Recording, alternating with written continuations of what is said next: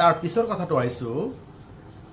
ধৰি লওক কোনো ল'ৰা ছোৱালী নাই অকল পিতা মাতা জীৱিত আছে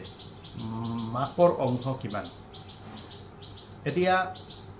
তেনেকুৱা ধৰণৰ ঘটনা হয় ধৰা হওক মৃতকৰ কোনো ল'ৰা ছোৱালী নাই অকল পিতা মাতা জীৱিত আছে গতিকে সেই মৃতকৰ মাকে কিমান অংশ পাব ইয়াৰ উত্তৰটো হৈছে মাকৰ অংশ হ'ব 3/1 অংশ যদি মৃতকৰ ল'ৰা ছোৱালী অথবা ল'ৰাৰ ল'ৰা আদি নাই তেতিয়া হলে মাকে 3/1 অংশ পাব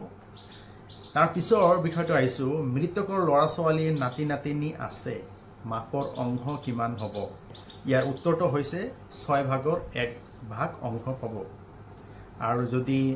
দেউতা জীৱিত আছে দেউতাও 6/1 অংশ পাব আৰু মৃতকৰ যদি ভাই ভনী আছে তেতিয়া হলে মাকে 6/1 অংশ পাব